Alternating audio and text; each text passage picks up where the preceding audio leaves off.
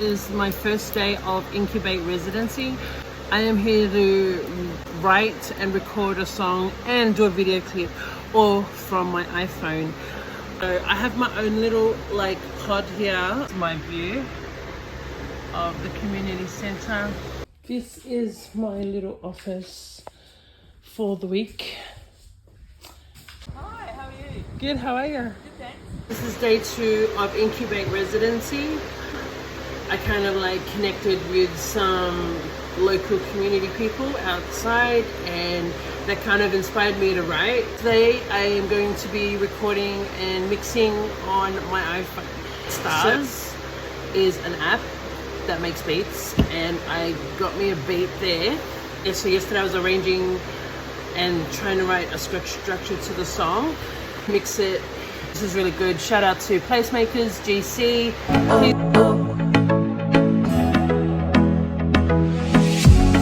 Can you hear my heart calling from afar, wherever you are? So deep in my emotions, to be close to you, forever with you. I climb the highest mountain, over the ocean, to the shore. Spread my wings and fly across the sea, through the sky, right by your side. Oh, oh, oh, oh, oh, oh, oh, oh, right by your side. Oh, oh, oh, oh, oh,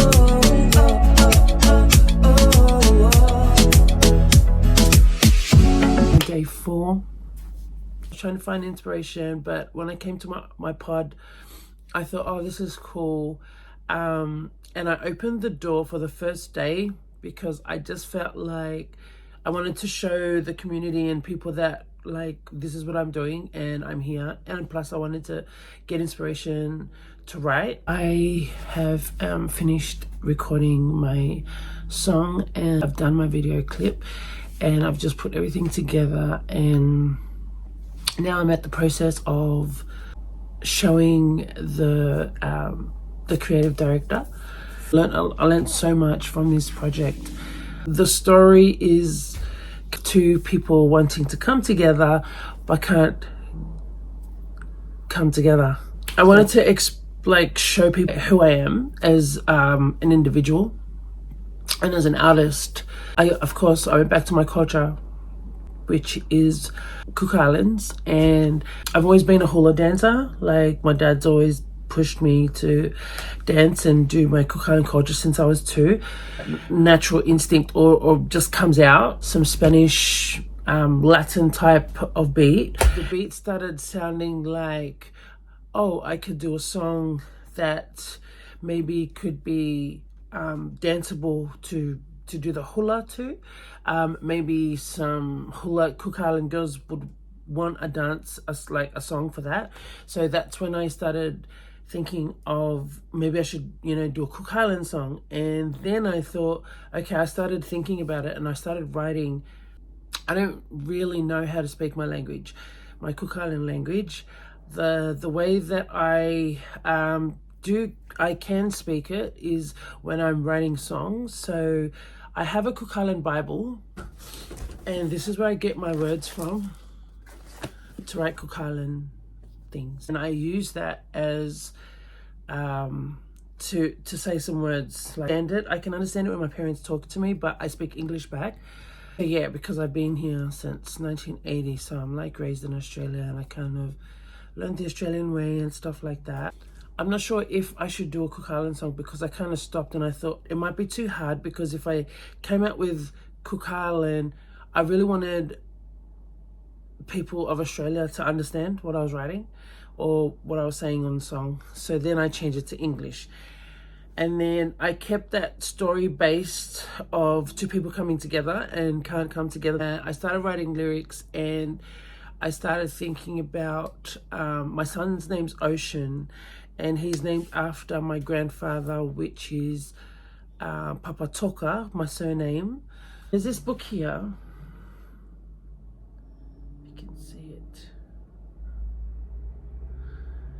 And my dad comes from Manihiki, and that's where the black pearls are from. And there's another island called Rakahanga, and so what you have to do is like take the boat from one area to the other, and this is how they transition food. Could be like, say, from Queensland to Tasmania, I think. I'm not sure, but it could be like from going from one state to another state on the water, 60 days.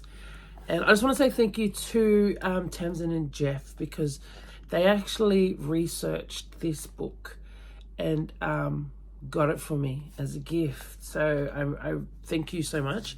I really appreciate it. The Man Who Refused to Die by Barry White. And the book was about how five or six men went from one island to another island, and then they got lost. The boat got capsized. As you can you see the boat? That was the boat, and it got capsized. And as it got capsized, they got lost for 60 days, 62 months. So they got lost out in sea for 2 months. And during those 2 months, the men, now this is the funny thing, is because the person that they speak about is about my grandfather, but the person who claimed it is not my grandfather, if that makes sense. So the man, one of the men that they wrote this book was not the right person. So he made this, like, he told the truth of the story, but he said that he was the hero. And then when he passed away, then later on, they found my grandfather, and my grandfather got a medal from the Queen, and for doing this, for being a hero. And because my grandfather was big and massive, he was like the best person to eat when they were hungry. And the way Grandpa was saying, and all, because it's the story that came from Grandpa to my dad to us, and I've passing this on to my children. So because like we come from divers, so because of the pearls, and like everybody's like really good at diving there, and so is my grandfather. And he like went into the water to fish for some food, dive for some food, but he pretty much kept them alive. And that's what this one says. And they also say that when they got capsized, because he it's up to you if you want to believe this, but this is how the Cook Islands go. So we are a shark totem and octopus, and they say that when the boat got capsized and went like over, the octopus came, was like during the thunderstorm, the octopus came and spreaded its legs like this on top of the boat, which is probably like a canoe, I reckon, and protected them from the storm. That's the story that was told, and that's the story that we are going to continue telling the next generation. So the intro of the song is why I've told you the story of my grandfather, why I put a lot of ocean and rocks inside the video. Pretty much that is my way of portraying to my ancestors. Wherever you are, so deep in my emotions, close to you, forever with you.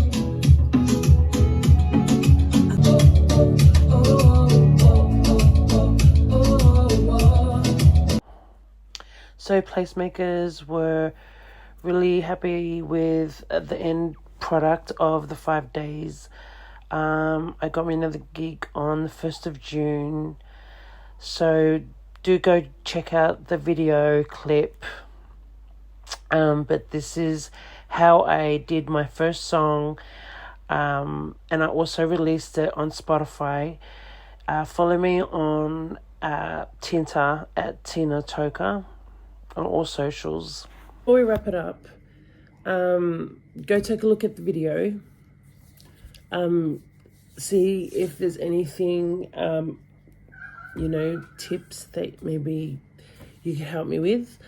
But at the end of the project, I just wanted to clarify something.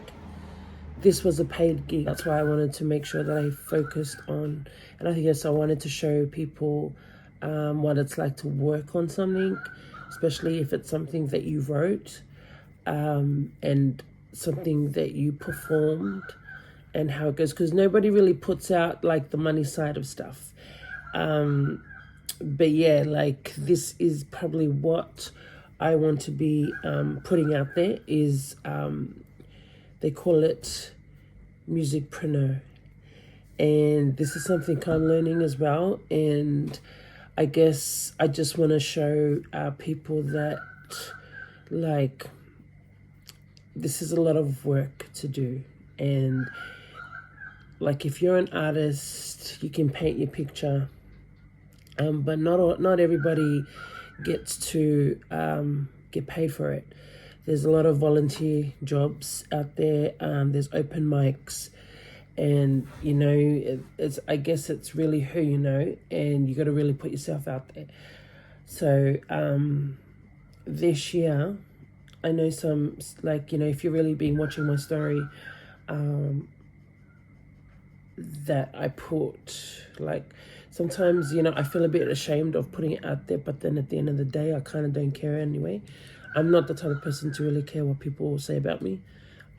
I'll just be like, all right, sweet, disrespectful, then you got to keep on moving. And and if that's you, if you're like that sensitive type of person, and you if people say stuff about you and you just like it hits you hard, I don't know, it's up to you, because you can either take it and get upset for ages, and then the brain just keeps talking to you, and then you're just going to be stuck in that whole where this is how I kind of I'm sharing my experience, this is how I get out of it. Instead of being stuck, I kind of just tap it into anything. And like it's not only just art or music, it's anything you want it to be. So just to let you know, like guys know, do you want to know how much? Do you want to know how much money I got or not? To be honest, I don't really want to share it, but I do want to share it in a way, because I want you guys to see that for 5 days I got this big amount. And yeah, also I learned stuff about signing contracts. So be careful when you sign contracts. Always look, read everything. Like I had my brother to help me, so it was okay. But yeah, well, sometimes when you sign a contract, you belong to those people, and you don't want to, sell your soul. But you just want to create. And if you want to create, and if you want to try to be independent like me, and that's what I'm going to try to do. And if people try to get me, I'm going to be like, let me think, because, that's why when you see, when you see the big celebrities with diamonds and pearls and stuff like that, they're big people behind them, big rich people. And,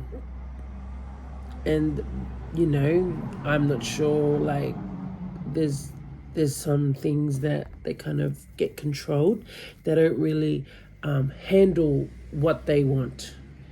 That all they got to do is create. Everything is paid for. And I think that's why they get up there and they be so egotistical about or angry about what's going on in their lives, because they can't do certain things. So yeah, if you don't want to be, I don't think you'd want to be told what to do. I think you'd want to be able to get out there and find your little team too. So I know that slowly as I'm doing things, I'm slowly getting people, like people are slowly starting to know who I am in the area. So yeah, thank you for watching, and I hope you like this video. If so, I've had some people come up to me and say, oh, I want to do this next year. So what I'm going to do is I'm going to take a list of people and I'm going to send it off to placemakers. So if you want to be part of this residency for the next time, I'm not sure if they're going to hold it again this year, but at least your name is in there for next year. Yeah, like, let us know. So I'll see you on the next video. This took ages. I know this took like a long time, but I really wanted you guys to understand the process of how songwriting goes. But like, look, guys, I actually thought songwriting was writing lyrics, but it's not. Now that I'm at school, studying music performance, it is actually the notes, the notation songwriting. Oh my gosh. Anyway, but hey, you learn something new every day. So that is something I got to get my head around as well. But while I am learning notation, I'm also I'm actually buying beats. So that's my easy go-to instead of making beats. Sometimes it can be frustrating. Yeah, I just kind of to me, it's easier just to pay someone, buy that beat. And beat makers, they do have, they work hard too, staying up all night trying to make a good sound. And so do musicians. So I'm guessing if they're musicians, yeah, they have to play the keyboard, play the guitar just to make that right sound. That could be the hit song. So guys, thank you for watching. I'm going to wrap it up here. You're watching Diary Express. This is Tinta. Thank you for watching.